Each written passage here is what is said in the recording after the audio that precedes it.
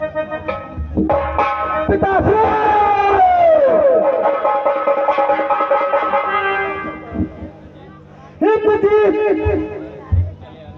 तुझे सिर चले आने से मुझे मैं समझ गया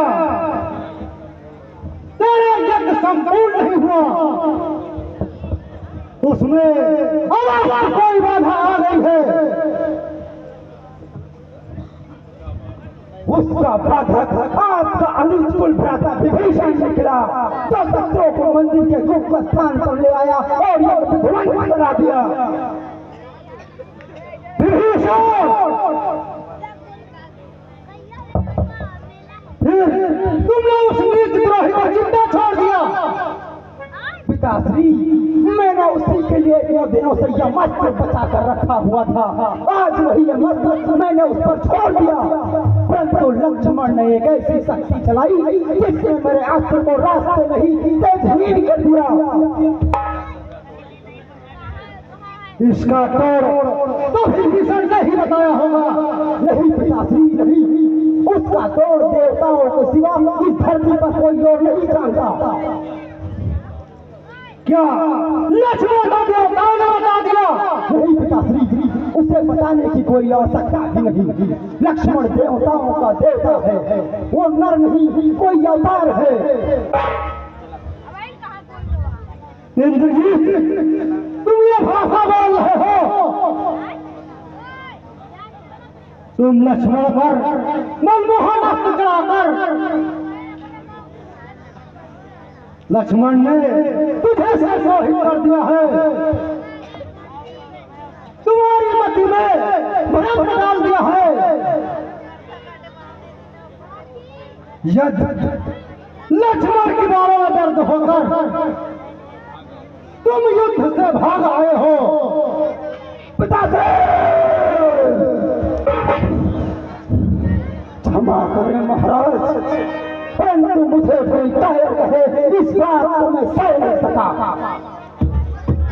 पिताश्री मैं कायरतावश नहीं आया हूँ, एक पुत्र की भांति अपना कर्तव्य निभाने आया हूँ।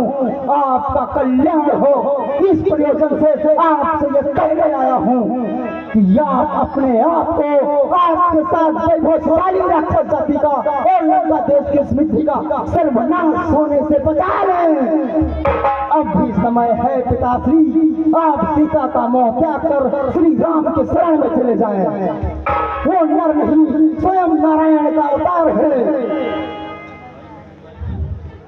तुम्हारी मति मारी गई है जी, तो इस भाग्य अनादर बात कर रहा है। यह मेरा की भाषा है नहीं, तो तुझसे कौन कह दिया वो वनवासी छोकरे वो भगवान का अवतार है? मेरे अनुभव ने पिताश्री आज मैंने लक्ष्मण पर उन तीनों अस्त्रों का प्रयोग किया जो अमोघ है, जिनकी शक्ति से बढ़कर तीनों लोगों में कोई अस्त्र नहीं, जिनका ना कोई तोड़ है।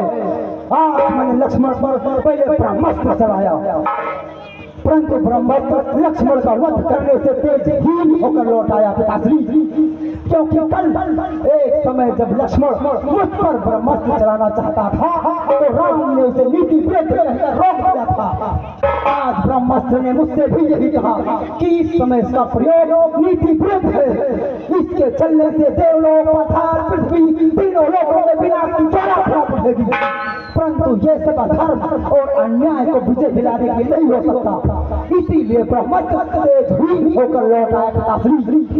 फिर मैंने भगवान शिव का त्रिनेत्रधारी पशुपात नामक अस्त्र चलाया, परंतु पशुपात अस्त्र लक्ष्मण को प्रणाम कर रही आकाश में लुप्त हो गया।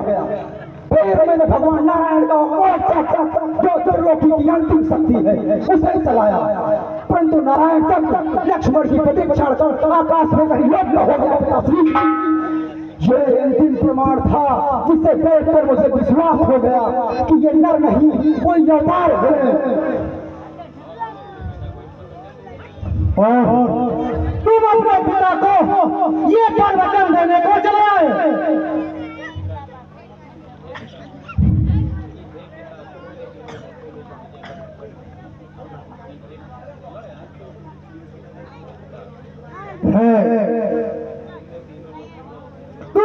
तीनों लोकों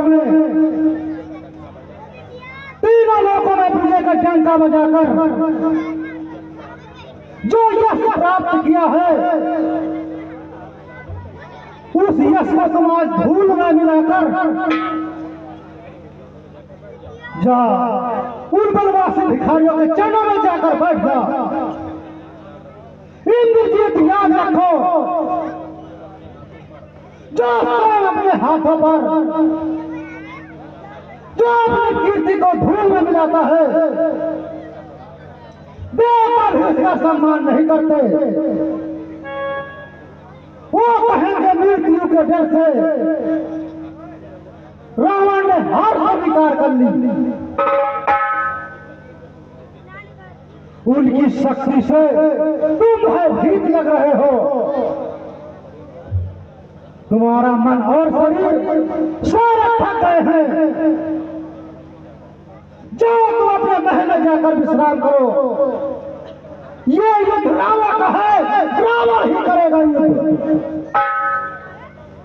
क्षमा करें महाराज, मैं आपके अपमान के लिए नहीं, केवल आपके कल्याण के लिए बात करने आया हूँ। जहाँ तक मेरा संबंध है तो मैंने युद्ध शुरू कर दिया है। अब यहाँ से भागकर भगवान की शरण में जाने से भी यश ही मिलता है पिताश्री। इसलिए मैं एक वीर की भांति भगवान के हाथे मरने जाऊंगा। जो पिता से विमुख होकर जाते हैं, भगवान भी उनका आदर नहीं करते। इस समय मेरा स्थान राजमहल में नहीं, केवल युद्ध भूमि में है। यदि राम मुझे तीनों लोगों का राज्य भी दान में दे दे, तब भी मैं युद्ध से भागे हुए कायर की संज्ञा लेकर जीवित नहीं रहना चाहता पिताश्री। क्योंकि तब मेरी आत्मा ही मेरा सम्मान नहीं करेगी तो दूसरे क्या करेंगे। इसलिए मुझे आशीर्वाद दीजिए पिताश्री कि यदि मेरी मृत्यु भी लिखी है तो मैं एक वीर की भांति इस प्रकार मरूं कि राम भी मेरी वीरता की प्रशंसा में यथास्थित हो जाए। यदि वो नारायण भी है तो भी वो मेरी विजय का ही एक रूप होगा। तुम्हारी जय हो, तुम्हारी जय हो।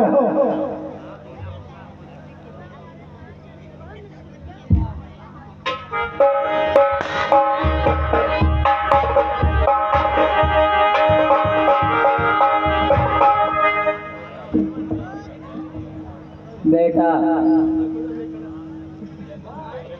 यदि तुमने उन्हें पहचान लिया है तो वो स्वयं भगवान हैं, तो तुम अकेले ही उनके पास चले जाओ।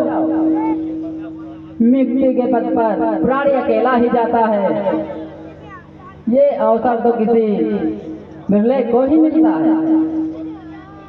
वह तुम धर्म का मार्ग अपनाओ।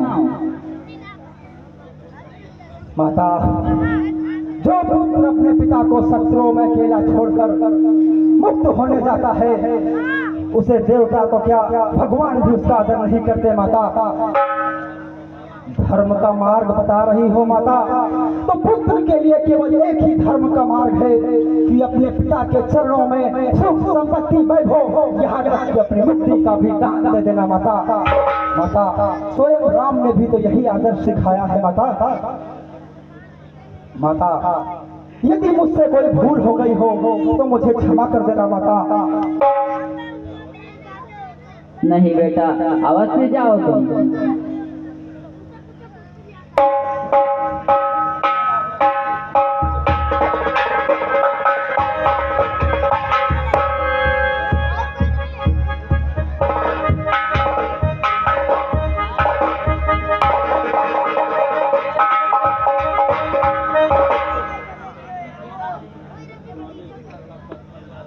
स्वामी, कर्तव्य पथ पर जा रहे हो, मैं आपको नहीं रोकूंगी, परंतु जाते जाते एक बार मेरी ओर देख लीजिए। आपका कोई क्षति नहीं होगा। नहीं समझना, मैं डरता था कि कहीं तुम्हारे आंसू देखकर मेरे हृदय में निर्बलता ना आ जाए।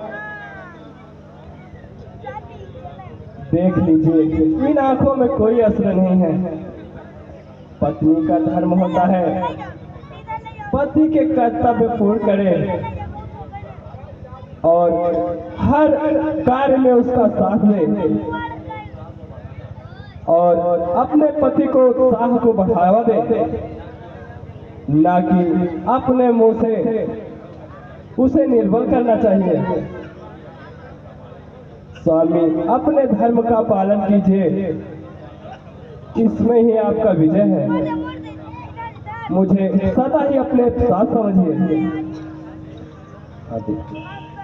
तुम धन्य हो सुलोचना, तुम धन्य हो। तुम्हारी कीर्ति संसार में श्रेष्ठ शिलों में होगी। प्रिय तो अंतिम बार विदा, ये सेवक ऋणी तुम्हारा है। तुम भी जानो हम भी जाने, ये अंतिम मिलन हमारा है।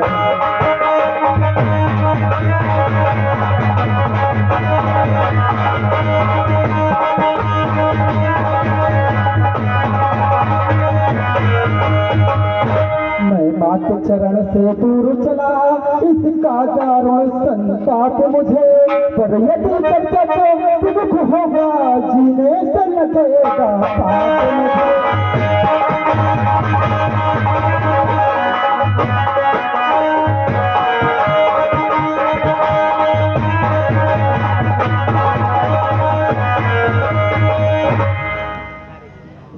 अब हार जीत का प्रश्न नहीं, जो होगा अच्छा होगा, मरकर ही